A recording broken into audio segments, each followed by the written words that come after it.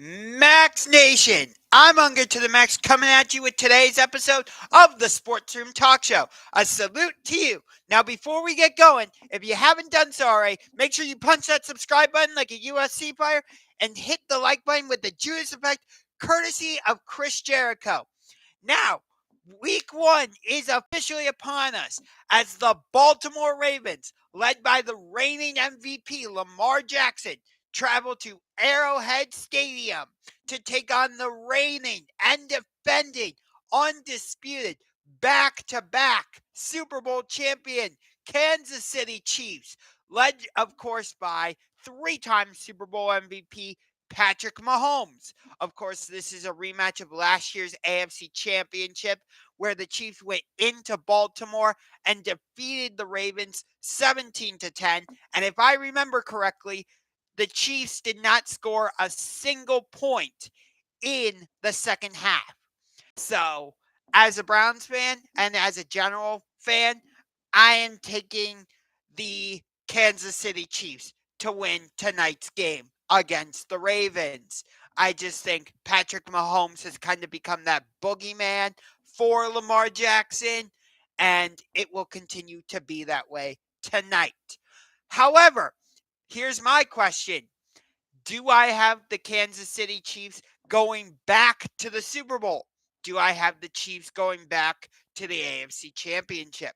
Do I have the Ravens going back to the AFC Championship? Well, it's time to find out because right here, right now, I am unveiling my official predictions about who's going to the playoffs as a wild card, who's going to win the division, what's the AFC Championship going to be? What's the NFC Championship game going to be? Who's going to play each other in Super Bowl 59 at the Caesars Superdome in New Orleans?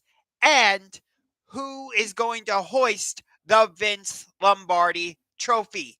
So let's get right into it by starting with what I believe is going to be the worst division in the NFL, the NFC South. So, starting with who I think is going to win this division, I've got the Atlanta Falcons. They brought in Raheem Morris to be their new head coach. They brought in Kirk Cousins to be their new quarterback, although for some reason they drafted Michael Penix eighth overall. I still don't get that. They've got Drake London. They've got Kyle Pitts. They've got Bijan Robinson. They brought in Matthew Judon to hopefully bolster that defense. So I've got them going 10-7 and finishing as the number 4 seed in the NFC. I have no other teams going to the playoffs from the NFC South. I've got the Tampa Bay Buccaneers finishing in second place with a record of 9-8.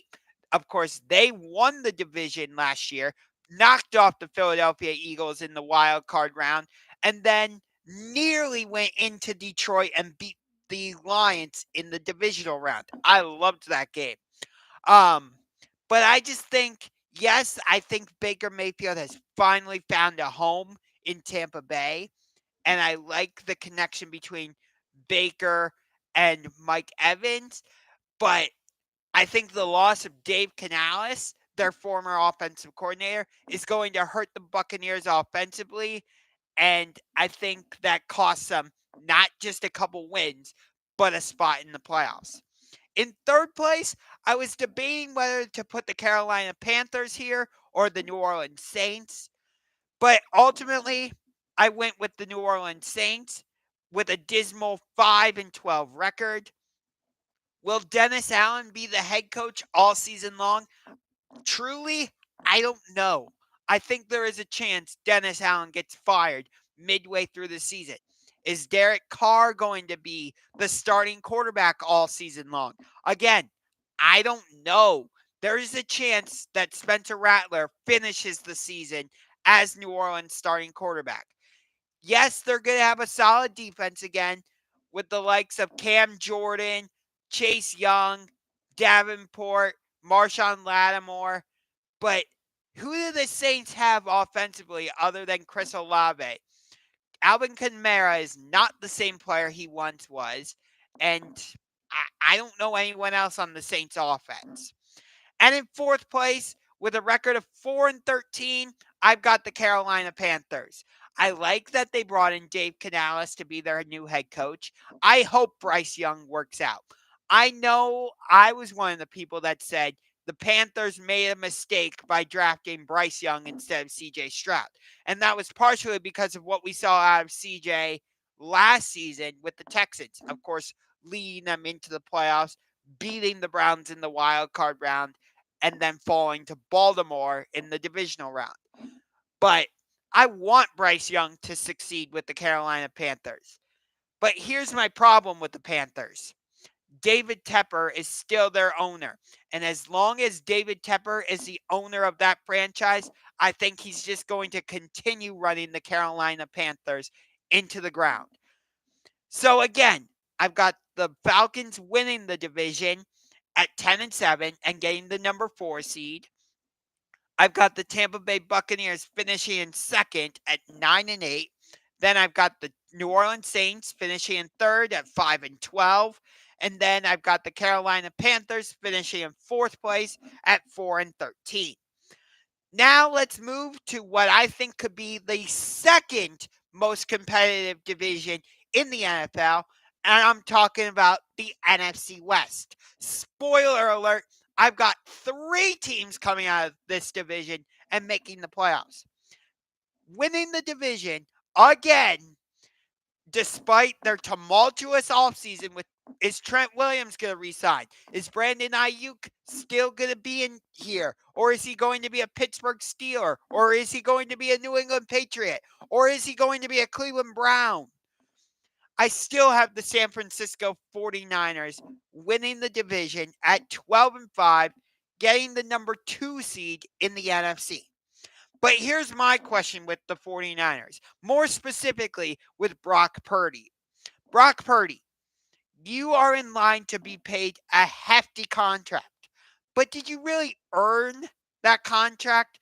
And when I ask that question of did you really earn that contract, what I mean is, are you that talented of a quarterback, or are you just a product of all the pieces around you? You know, Deebo Samuel, Christian McCaffrey, Brandon Ayuk, George Kittle, and the fact that you're in the Kyle Shanahan system, or are you actually that good of a quarterback?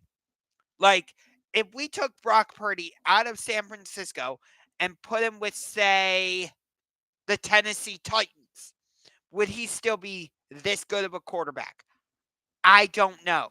But despite that, we know how good their defense is. But the question with the 49ers is, you've been to the Super Bowl twice in the past 4 years. You've been to the NFC Championship multiple times. When are you finally going to knock down that door and get your 6th Lombardi trophy and join the Pittsburgh Steelers as the only 2 teams that legitimately have 6 Super Bowls? Sorry, New England Patriots, I don't believe you actually have 6 legitimate Super Bowls. I don't care what the history books say. I don't care that you're hanging 6 Super Bowl banners at your stadium, Gillette Stadium. I don't believe all 6 of your Super Bowls are legitimate. So, as of right now, the Pittsburgh Steelers are the only NFL team that has 6 Super Bowls. That is until the San Francisco 49ers at some point win a Super Bowl. Because if they don't do it in the next couple years, I think their window is closed. I I definitively feel that way. If the 49ers cannot win the Super Bowl in the next 3 to 4 years, their window is closed because it is closing right now. In second place, with a record of 11-6 and capturing the number 5 seed as a wild card, Matthew Stafford, Cooper Kupp, Puka Nacua, Kyron Williams, Sean McVay, and the Los Angeles Rams. Yes, they lost Aaron Donald, which, Brandon Lewis, I don't care what you say. You can dislike Aaron Donald all you want. He is one of the greatest defensive players in NFL history. He was an absolute game wrecker. He was the one I would say I know it was Cooper Kupp that made the game-winning touchdown catch in Super Bowl 56, but I'm going to say this. Aaron Donald made the game-winning play for the Los Angeles Rams in Super Bowl 56 against the Cincinnati Bengals. Because you saw, if Aaron Donald hadn't gotten that pressure on Joe Burrow, Burrow was going to complete that pass, and possibly the Bengals were going to win Super Bowl 56.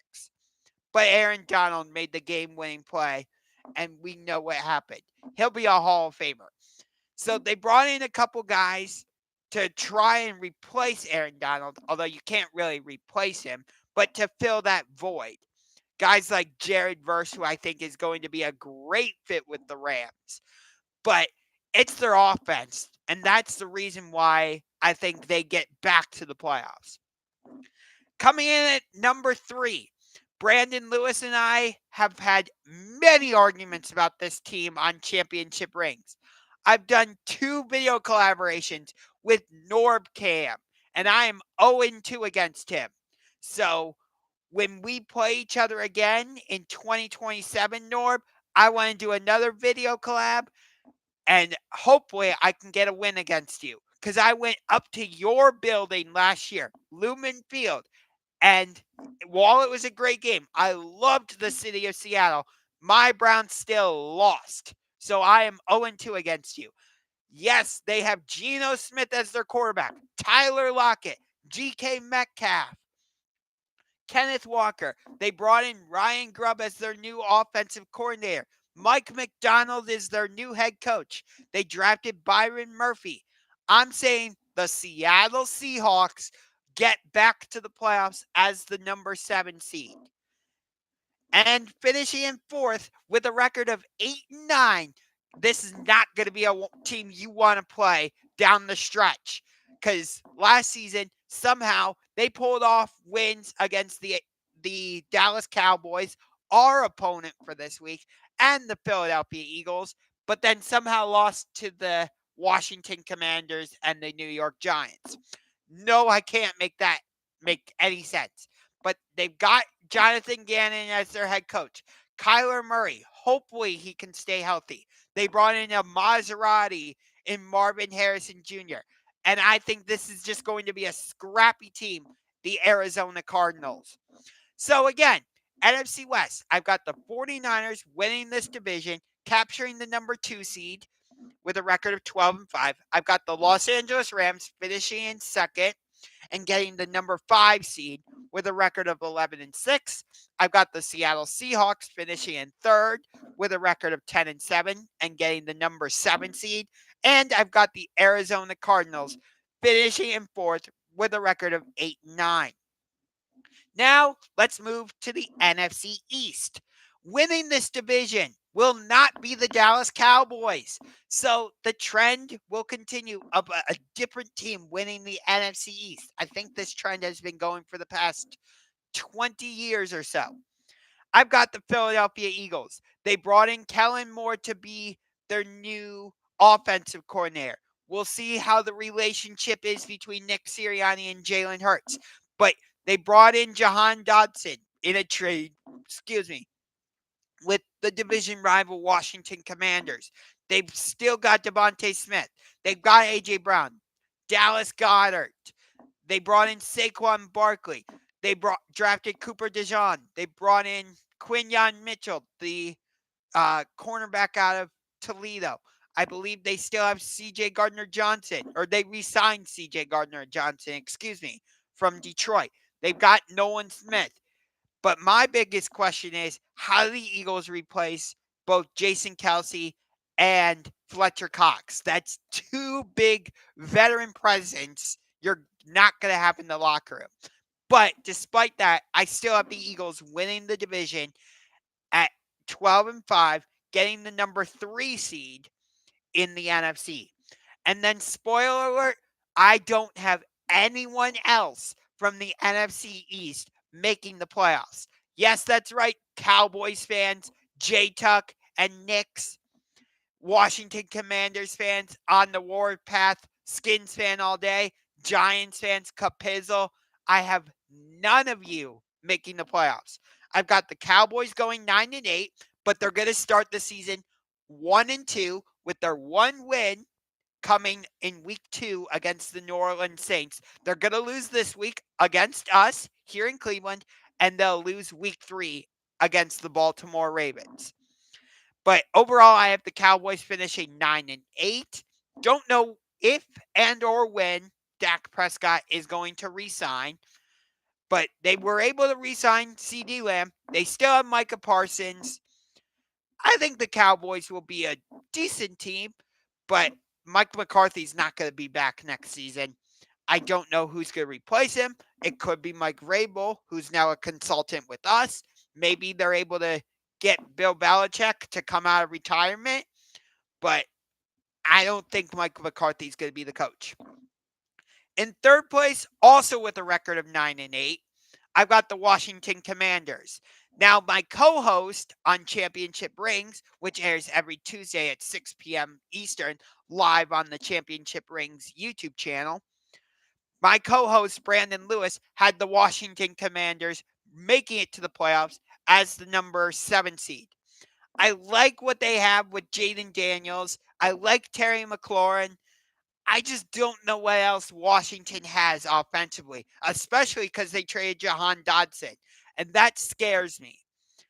But that's nothing compared to the New York Giants, who I have finishing in 4th place, and not only that, having the worst record in all of the NFL at 3-14, because you have Danny Derps as your starting quarterback, and you have Malik Neighbors. What else do you have, Giants? Nothing. I don't think Brian Daboll is going to make it through the season. I think he will be fired at some point, probably midway through the season, when everything is just spiraling down. So, yeah, I have the Giants finishing with not only the worst record in the NFC, but the worst record in all of the NFL, which will put them in prime position to either draft Travis Hunter, Carson Beck, Shador Sanders, somebody. But they need a savior of their franchise. I don't know what's happened to the Giants. And now we come to the NFC North. In first place, I've got those Motor City Kitties. Jared Goff, Amon-Ra St. Brown, Aiden Hutchinson, Sam Laporta, David Montgomery, Jahmyr Gibbs, Dan Campbell. I've got the Detroit Lions winning this division. And on top of that, at 13-4, the Detroit Lions will be the number 1 seed in the NFC. So to recap, I've got the the Lions as the 1 seed, the 49ers as the 2 seed, the Eagles as the 3 seed, the Falcons as the 4 seed, the Rams as the 5 seed. I'll get to the number 6 seed in a minute. And at the number 7 seed, the Seahawks. Who do I have as the number 6 seed? The Green Bay Packers. Hey, NFC North, they've done it again.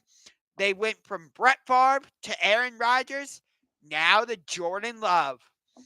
I don't believe that 9-game stretch at the end of last season was a fluke for the Green Bay Packers or Jordan Love. I think Matt LaFleur and Jordan Love are going to come out and prove it was not a fluke. Yes, they lost Aaron Jones, but they added Josh Jacobs. They added Xavier McKinney. They've got Dontavian Wicks. They've got Romeo Doubs, Christian Watson, Luke Musgrave. I think this is going to be a very dangerous team this season. And Tom Grossi, your Green Bay Packers are coming here to Cleveland next season. I want to do a video collaboration with you. I've been calling you out for a few weeks now, and I'm going to continue to do so. Tom, I know you're a way bigger YouTuber than I am. You're on the road to 1 million subscribers. I'm trying to get to 600. And hopefully during this live stream, somebody subscribes and I reach 600. So then I'll be on the road to 700. But even still, Tom, I want to do a video collaboration with you. Next season, me and you. I'll come onto your show, or if you want, you can come onto my show. Either way, Browns hosting the Packers. Tom Grossi, I want to do a video collaboration with you. In third place, I've got the Chicago Bears finishing just under 500 at 8-9. I like what they did by drafting Caleb Williams. They still have DJ Moore. They bring in Keenan Allen. So they're trying to give Caleb Williams some offensive pieces to work with. Oh, and they brought in DeAndre Swift as running back. And for some reason, the Bears did not do this with Justin Fields. I don't get it. But I don't know enough about the Bears defensively. I don't trust Matt Eberflus fully as their head coach. So I've got them finishing just under 500 at 8-9. And in fourth place, this is so unfortunate because I would have had the Vikings possibly making the playoffs if J.J. McCarthy hadn't gotten injured. But now that Sam Darnold is their starting quarterback, I have to put the Vikings in fourth place, but with a respectable record of 7-10. So Minnesota Vikings man 28. Adam, don't get too discouraged. I still think you'll have a decent season at 7-10. And Adam, out since my Browns, host your Vikings next season, I want to do another video collaboration with you in 2025. It was a lot of fun when we did our collab a couple years back. Let's run it back next season. So, to recap, I've got the Detroit Lions as the 1 seed, the San Francisco 49ers as the 2 seed, the Philadelphia Eagles as the 3 seed, Atlanta Falcons as the 4 seed, Los Angeles Rams as the 5 seed, the Green Bay Packers as the 6 seed, and the Seattle Seahawks as the 7 seed. And for my NFC Championship, I have the Philadelphia Eagles going to the Motor City to face the Detroit Lions. And I've got the Lions going to the Super Bowl. Are they going to win the Super Bowl? Stay tuned.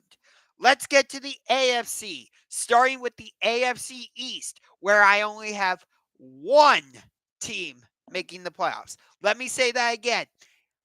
In the AFC East, with the Dolphins, Bills, Jets, and Patriots, I only have one team making it to the playoffs, and that is the division winner, Tua Tagovailoa, Tyreek Hill. Please let Tyreek have a good season because I have him in 2 fantasy leagues. Jalen Waddle and the Miami Dolphins. I know they lost Vic Fangio. They had to rework their defense, but I think that offense is going to be humming for most of the season. We'll see how they do when they get to December because the Dolphins seem to be allergic to December football. I don't get it. They forget what football is when December rolls around. But I've got the Dolphins finishing as the number 4 seed. Coming in, the number 4 seed in the AFC, but winning the division. So, finishing in second place with a record of 9-8, Josh Allen and the Buffalo Bills. That's right. I think the Buffalo Bills are going to miss the playoffs this season. I just don't I don't know what their offense is going to be. Yes, they still have James Cook. Yes, they have Keon Coleman, but they lost Gabe Davis. They lost Stephon Diggs. Matt Milano's injured. They lost a lot of guys defensively. So I think the Bills are going to take a couple steps back, go 9-8, miss the playoffs. In third place, will Aaron Rodgers be healthy after week 1 when he faces Leonard Floyd again? I don't know. But somehow, someway, I've got the New York Jets finishing a game under 500 at 8-9. And in fourth place, I've got the New England Patriots going 6-11. All right, let's get to the AFC North, where just like the AFC East, I only have one team going to the playoffs from this division. And that's the division winner, the Baltimore Ravens. I think the Ravens start the season 0-1 because I think Kansas City beats them tonight. But I've got the Ravens going 12-5, getting the number 3 seed. I do think their defense is going to take a step back due to the loss of Patrick Queen, who went to the rival Pittsburgh Steelers. They, of course, lost Mike McDonald, who, as I said earlier, is now the head coach for the Seattle Seahawks. But they still have Lamar Jackson, the reigning league MVP. They brought in Derrick Henry. They still have Mark Andrews. We'll see if Zay Flowers and Rashad Bateman can really establish themselves as legit weapons for Lamar. But yeah, it's the Ravens. They're led by John Harbaugh. I've got the Ravens going 12-5, getting the number 3 seed. So originally, when I made my predictions with on championship rings with Brandon Lewis, I had the Cleveland Browns getting the number 6 seed. And you would think I would keep that. But no, I'm a realistic Cleveland Browns fan. And Deshaun Watson has not shown me that he can definitively stay on the field for a number of reasons. Whether it was the 11-game suspension, I don't want to get into all of that stuff, injuries, whatever. And I've emphasized this point, and I will continue to emphasize it. People still believe Deshaun can find that Houston version of himself. And I say, what evidence do you have that he can get back to the Houston version of himself? And they always point to the second half of the Baltimore game. And I go, what other evidence do you have? And people will bring up the game against the Tennessee Titans or the Arizona Cardinals. And I'm like, really? You're pointing out games against the Titans and the Cardinals. No disrespect to either of those teams because I think they'll both be frisky this season. But you saw how bad the Titans and the Cardinals were last season. I don't take a lot of evidence in that. Now, the Browns will be without Nick Chubb for the first 4 games of the season. So we'll see how Jerome Ford does. We still have Zadarius Smith. We still have Myles Garrett defensively. I have questions about our secondary with Greg Newsome. Can Denzel Ward stay healthy? We lost Sione Takitaki this offseason. Jeremiah Owusu-Koramoah got a contract extension. And I like what we have offensively with Amari Cooper, even though we were possibly going to trade him to the 49ers for Brandon Ayuk. David Njoku, but will he have the same production with Joe Flacco not being there? We brought in Elijah Moore. We brought in Jerry Jeudy. So we have Ken Dorsey now as our offensive coordinator. But from what I understand, Kevin Stefanski is still going to be the one calling plays. So that kind of nullifies the point of an offensive coordinator to me, but whatever. But given that I don't know if Deshaun Watson can stay healthy and the fact that famous Jameis Winston is our backup quarterback, I'm going to say while the Browns will start the season 2-1 by beating the Cowboys and beating the Giants, but losing to the Jaguars, actually I'm going to say the Browns start the season 2-2 by beating the Cowboys, beating the Giants, but losing to the Jaguars and losing to the Raiders.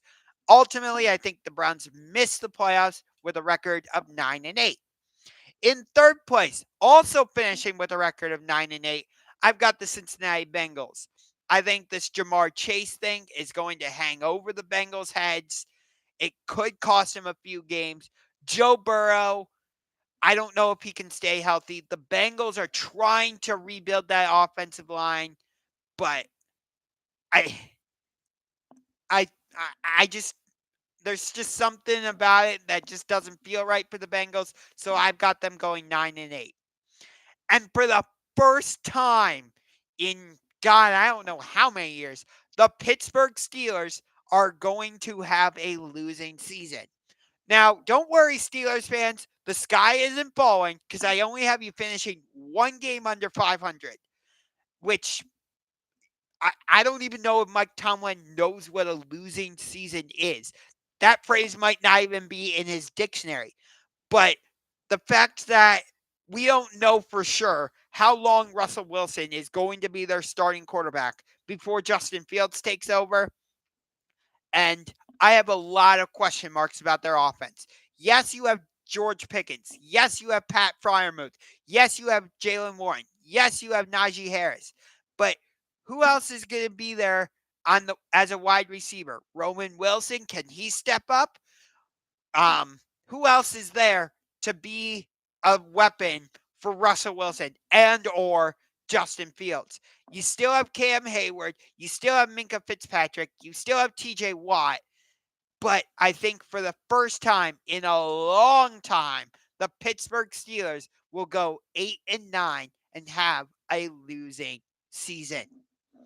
Now, let's get to the AFC West, where I've got two teams making it to the playoffs. You already know who I have winning the division, the Kansas City Chiefs, 12-5 record, number 2 seed in the AFC. Patrick Mahomes, Travis Kelce, Chris Jones. They got the fastest wide receiver in the draft was Xavier Worthy. I don't know why Buffalo keeps making dumb trades with the Chiefs. They got Hollywood Brown. They brought back Juju Smith-Schuster. They're going to be tenacious defensively, but they did lose L'Jarius Sneed to the Tennessee Titans. I think that's going to be a bit of a loss for them. I do have them starting the season 1-1 because I believe they will beat the Baltimore Ravens tonight, but lose to the Cincinnati Bengals next week. That's a tough draw going Ravens at Bengals. Luckily for the Chiefs, both of those games are in Kansas City. But I have the Bengals going into KC in week 2 and beating the Chiefs. In second place and capturing the number 7 seed in the AFC, you might think I'm going to say the Los Angeles Chargers with Jim Harbaugh and Justin Herbert. Nope. You might think I'm going to say the Las Vegas Raiders after what they did last season. No. I'm going a mile high. The Denver Broncos. Yeah, that's right. Led by a rookie quarterback in Bo Nix and head coach Sean Payton. I've got the Denver Broncos going 10-7, getting the number 7 seed in the AFC. In third place, with a record of 8-9, I've got the LA Chargers. They're going to be a very improved team with Jim Harbaugh, as their head coach. I like their weapons. Well, not really, because other than Joshua Palmer, who are they going to who's Justin Herbert going to throw the ball to? Because Keenan Allen's not there. Mike Williams isn't there. They have Josh Palmer. They have Quinnen Williams or something, the wide receiver they drafted out of TCU a couple of seasons ago. They drafted Ladd McConkey. They brought over Gus Edwards from Baltimore. They brought in Greg Roman. But I just think the Chargers, other than Joey Bosa and Khalil Mack, again, their defense is the big question mark. I've got the Chargers going 8-9. In fourth place at 7-10, I've got the Las Vegas Raiders, and it all comes down to their quarterback. They didn't draft a quarterback this year, probably because they won Michael Penix, and for some reason, again, I have no idea, the Atlanta Falcons took him 8th overall. So instead, the Raiders drafted Brock Bowers. They've got Devontae Adams. They've got Michael Mayer. They've got Brock Bowers, as I just said. They brought in Christian Wilkins to go alongside Max Crosby. They've got Tyree Wilson. So I think they'll be a good team defensively. But Gardner Minshew, he was serviceable for the Colts last year. But, And then you've got Aiden O'Connell. So I've got the Raiders, led by Antonio Pierce, going 7-10. Then the AFC South, where I think 3 teams are going to the playoffs. In first place, last season was not a fluke for them. They went out and got Stephon Diggs to go alongside Nico Collins, Tank Dell, Dalton Schultz. They added Joe Mixon. And they've got CJ Stroud as their head coach, or as their starting quarterback. I'm sorry. And they've got D'Amico Ryans as their head coach. Bobby Slovic as their offensive coordinator. I've got the Houston Texans going 13-4, getting the number 1 seed in the AFC and winning the AFC South. In second place, Shane Steichen as their head coach. I think Anthony Richardson is going to come out healthy, and he will stay healthy all season long. They've got Jonathan Taylor. They've got Michael Pittman Jr. They drafted Adonai Mitchell. They should have beaten us last year in Week 7. I'm a Cleveland Browns fan, and I'm saying it. The Colts should have beaten us in that Week 7 game last year. The Browns got lucky with a couple ref calls. But yes, I've got the Indianapolis Colts going 11-6 and getting the number 5 seed. In third place, also with a record of 11-6 and capturing the number 6 seed, I've got the Jacksonville Jaguars. Yes, I know the Jaguars collapsed at the end of last season, but I think Trevor Lawrence is going to come back fully healthy this season. I think Doug Peterson will reignite the Jaguars. They've got Zay Jones, Christian Kirk, Travis Etienne, Evan Ingram, and I think they'll be serviceable defensively. You've got Josh Hines Allen. I have questions about who else they're going to have step up defensively, but I think the Jaguars get back, and they will be the number 6 seed. In fourth place with a record of 7-10, so they're going to be a feisty team this season. The Tennessee Titans. I think Will Levis will prove that he can be the franchise quarterback for the Titans. They went out, they added Calvin Ridley, they've got Tyler Boyd, they brought in Callahan to be their new head coach, the former offensive coordinator for the Cincinnati Bengals. They still have DeAndre Hopkins. They still have Jeffrey Simmons. They added L'Jarius Sneed defensively. So I've got the Titans going 7-10. So to recap, I've got the Houston Texans capturing the 1 seed at 13-4. Kansas City Chiefs as the 2 seed at 12-5. Baltimore Ravens as the 3 seed at 12-5. Miami Dolphins at 11-6 as the number 4 seed. The number 5 seed also going 11-6. The Indianapolis Colts. I'm sorry, I had the Miami Dolphins going 11-6. There we go. At 11-6, again, the Jacksonville Jaguars. And coming in as the number 7 seed with a record of 10-7, the Denver Broncos. So for my AFC Championship game, I've got the Baltimore Ravens taking on the Houston Texans, and it will be the Baltimore Ravens advancing to Super Bowl 59 to take on the Detroit Lions.